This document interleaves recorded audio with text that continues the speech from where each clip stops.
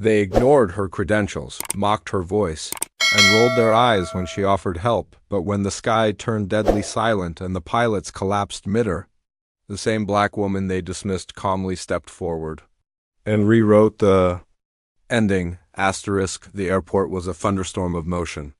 Announcements blared, luggage wheels clicked, and amidst it all stood Dr. Amara Blake, calm, precise, and almost invisible. She wasn't dressed to impress. Her navy blue hoodie and worn sneakers said comfort, not confidence.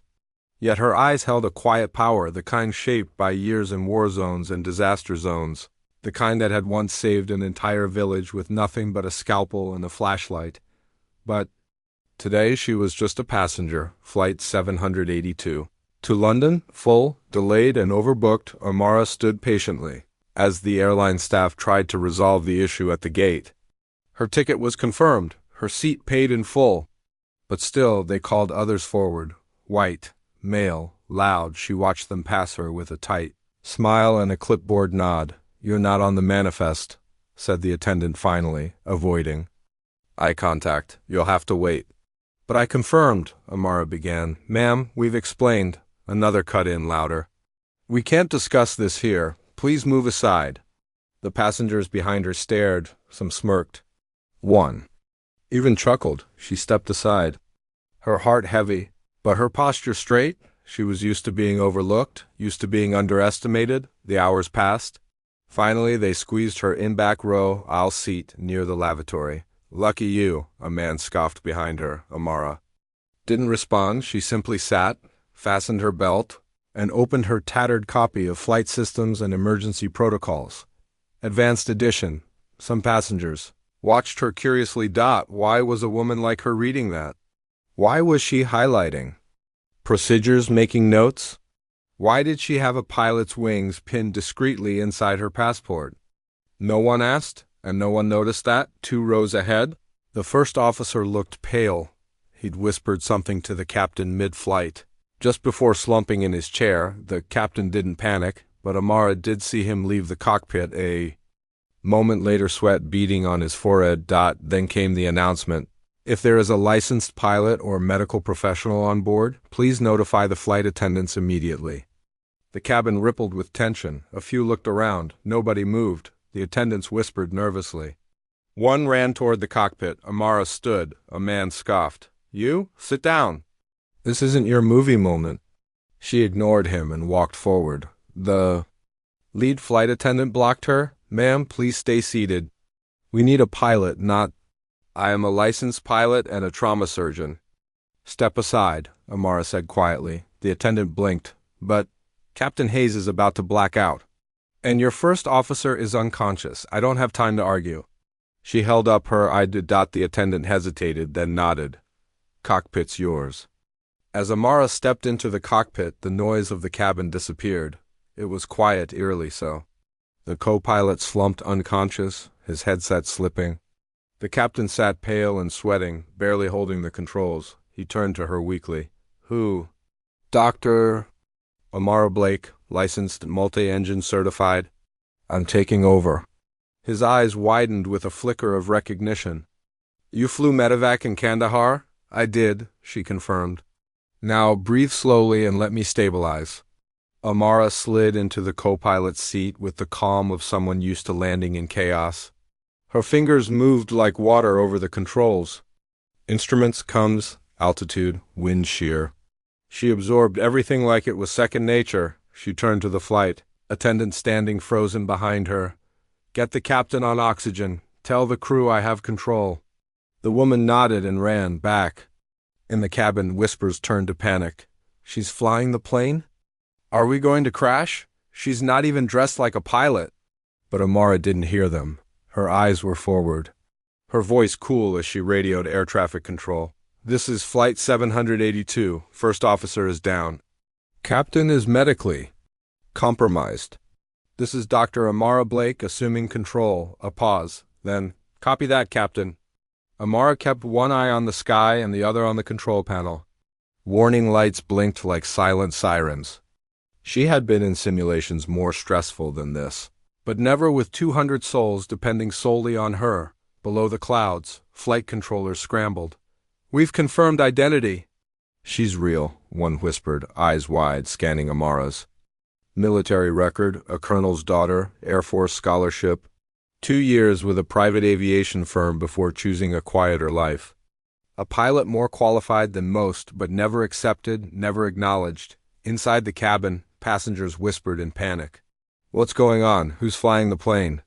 Someone cried. A flight attendant finally answered. A woman. She was a passenger, but she knew what to do. She's flying it now, the mood shifted. Faces filled with disbelief. Then fear, a black woman, flying a commercial jet?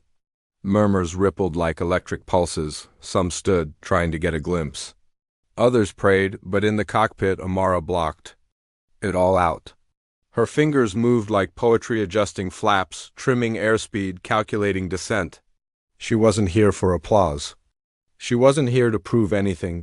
She was here to land them safely. Whether the world trusted her or not, the radio crackled. Flight 782, identify yourself. Who is in control?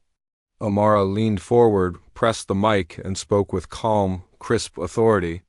This is Amara Cole, former USAF pilot, license number 894G. I've taken manual control. We've lost both pilots. Engine 2 is failing. I'm initiating emergency descent protocol. There was silence, then a startled voice on the other. And, copy that. We're rerouting all traffic from your airspace. You're clear for immediate emergency landing at runway 19L. Her voice measured, resolute, spread through the cockpit speakers, and somehow, even passengers overheard it. A hush fell over the cabin. People clutched armrests, not in fear, but awe. She sounds like she knows exactly what she's doing. Someone whispered in the rear. A teenage girl with braids turned to her father. Dad, she sounds like a superhero. The man wiped tears from his eyes and nodded back in the cockpit. Amara adjusted for wind shear, recalibrated cabin pressure, and kept her composure while turbulence slammed against the fuselage. They didn't believe her at first. They ignored her when it mattered most. But now, no one could unhear her strength. And no one could stop what she was about to prove. Outside, clouds thickened like curtains of smoke. The cockpit shook as the aircraft plunged through the turbulent layers. But inside Amara, a different storm, years of rejection, humiliation, and invisible ceilings whispered in her ear. You'll never be good enough. You don't belong here. You're just a woman, a black woman. But she silenced them, one control, one correction. One breath at a time. She remembered her father's voice when she got her wings. Fly like your ancestors are watching. Amara, because they are. She remembered the instructor who laughed when she outperformed every man in her class. And she remembered the pilots who, just hours ago, rolled their eyes at her in the terminal, calling her gate confusion. Now she was flying their plane and saving their lives. Landing gear down, she whispered. Flaps to full, airspeed, holding. The runway appeared wet, wind-battered, terrifying. She exhaled, not in fear. In readiness, this wasn't just about surviving. It was about rewriting the story they had written for her. The plane screeched against the rain-slick runway. Tires kissed the earth with a violent jolt, but they held, inside. A stunned silence replaced chaos. Passengers clutched armrests. A child cried softly. An old man whispered a prayer. The emergency vehicles trailed the aircraft as it slowed and stopped. Amara's hands were still steady on the controls. Her breath now came slow, controlled, but her heart? It roared like engines. At full throttle. Suddenly, the cockpit door swung open. The pilot, ashen, sweat-soaked, still holding his shoulder, looked at her with disbelief. You landed us? She stood, tall, calm, certain. Yes, Captain. Behind him, flight attendants began to cry. The co-pilot, barely conscious, nodded weakly. He remembered the moment she took command. As she exited the cockpit, a wave of silence fell over the cabin. A little girl, eyes wide with wonder, mouthed, "She saved us." Then applause, then cheers. The sound rose and swelled as passengers stood to honor the woman they had ignored moments earlier. And the woman they would never forget again. By morning, the footage had gone viral. Someone in row 14 had filmed everything. The Ignored warnings the moment Amara took control, the impossible landing. News anchors around the globe repeated her name with awe. Former flight officer Amara Hayes saves 268 lives. Dismissed once, celebrated now. Social media erupted in praise and outrage. How could a trained black female pilot be ignored like that? What if she hadn't been on that plane? Her photocom, commanding in the cockpit, spread like wildfire, but Amara didn't seek the spotlight. She stood outside the hospital where the captain recovered, speaking softly to his wife. He tried, he just didn't know me.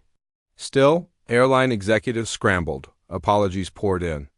Interview requests followed, but Amara simply said, I did what I was trained to do. I did what any pilot should. And yet, the world knew most wouldn't have. Weeks passed, then one quiet afternoon, Amara received an envelope from the Federal Aviation Board. Inside, an official reinstatement letter, a gold-winged pilot pin, and a handwritten note. You reminded the world what a true pilot looks like. Welcome home, Captain Hayes. And just like that, doors once slammed shut, now swung wide open. The same airline that ignored her now asked her to lead their next generation of pilots, but Amara chose differently. She opened her own flight school exclusively for women and people of color, those who'd been told they didn't belong. On the wall of her academy hung a single photo, her in the cockpit of that doomed flight, headset on, hand on the throttle, leading when no one else could. When asked why she never lashed out at those pilots who dismissed her, she simply smiled. Because when the storm comes, it doesn't matter who doubted you. What matters is who dares to fly. And somewhere in the skies above, a new plane soared, its captain calm, focused, and black. The world would never ignore her again.